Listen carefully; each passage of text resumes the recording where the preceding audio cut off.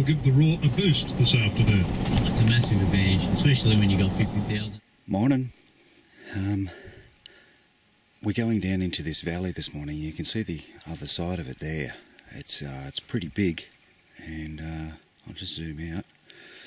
So we'll be going down into here to have a better look at what's going on down here, so we'll get to it.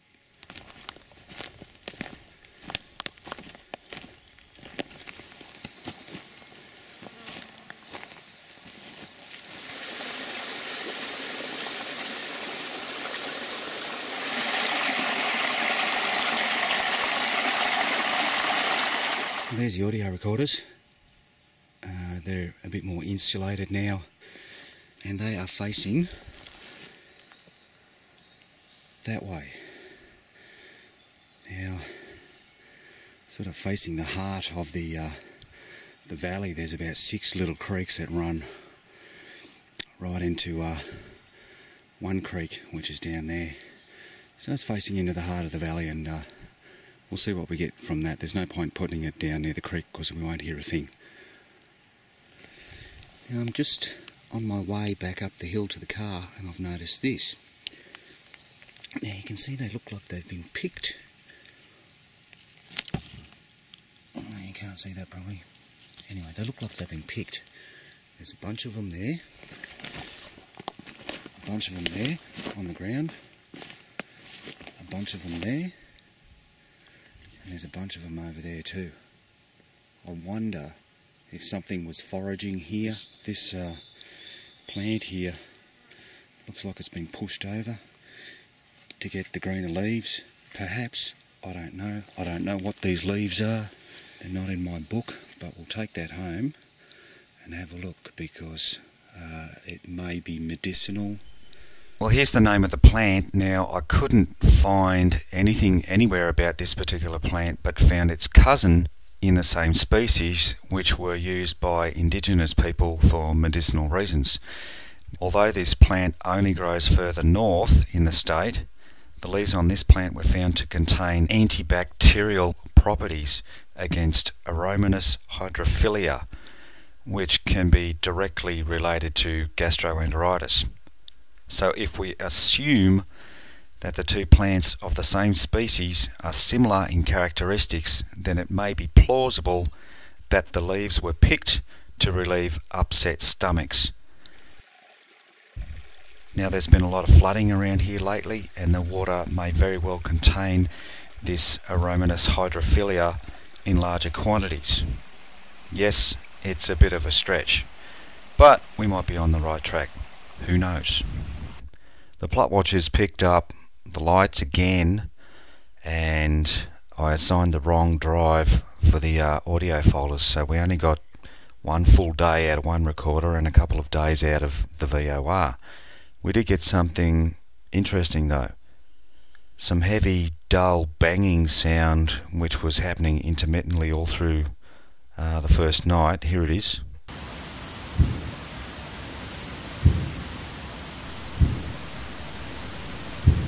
Now, I'm not sure what that one is. On the second day, we got some heavy stomping and running.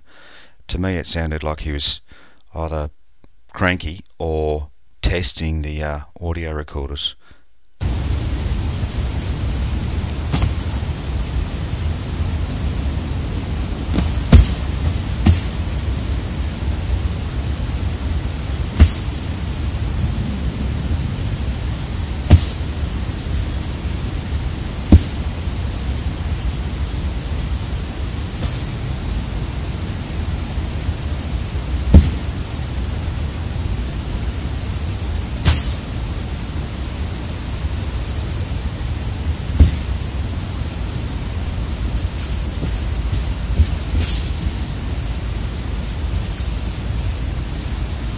I can't move to the next area till we get a clearer picture of what's happening here. I've got to go back, but we'll come in the back way to the valley. Morning. Well, there you go, we're back out here again. There's the recorders. Yes, I've figured them properly, so yeah, they're on the memory cards now, so they're facing They're facing that way, and I'll just zoom in a bit.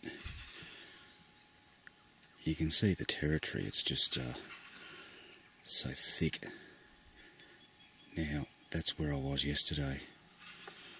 Just right in the middle of the screen there, that's where we were. Well, that's where we had the gear all last week. So we are a fair way away.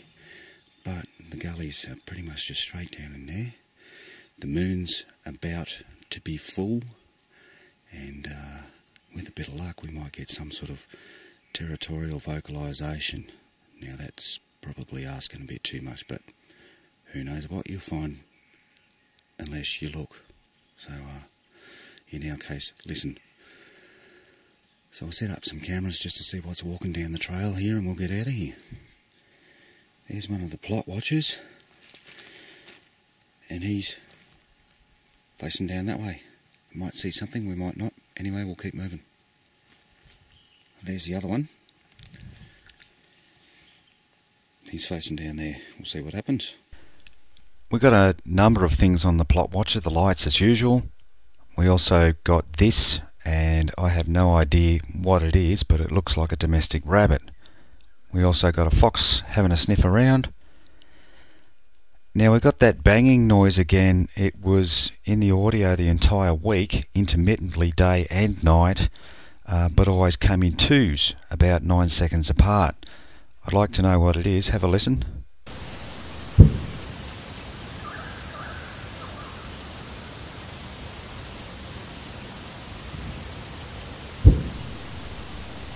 I managed to capture what I believe to be mouth clicking again, and but this time it's accompanied by stomping.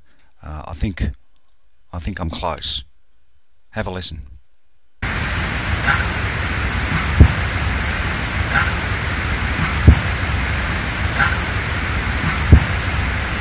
And we got something clearly walking around the recorders, and I don't need to tell you what I think it is.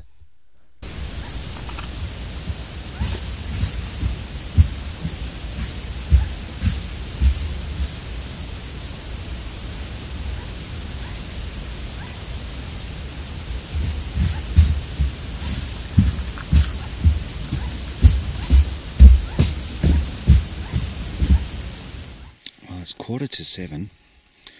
And we're out here again, the same spot. This is the trail I went down for the last 2 weeks, but instead of going to this valley over here, the big valley, there's a tiny little valley down over here, and looks like a nice little hidey hole. I've been meaning to get into here, so we'll get into it. We'll go and have a look.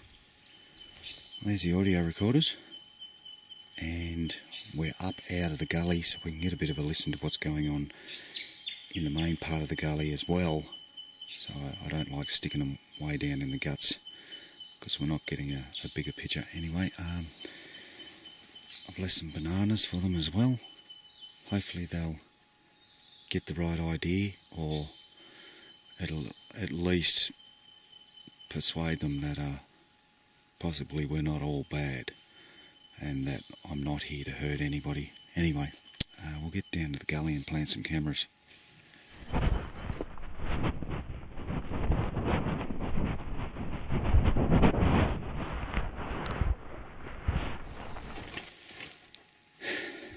There's the Moultrie, and it's facing down the creek. God knows what's going to come past, probably nothing.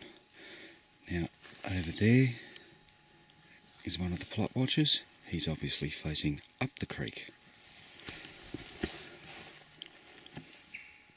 Up that way.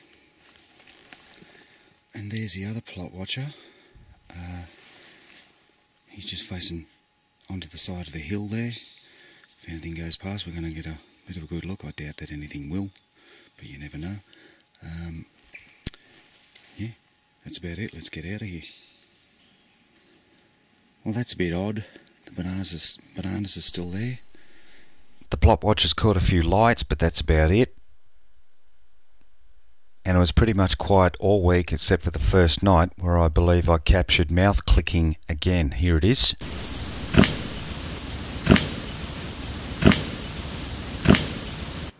and a couple of minutes later something approached the recorders.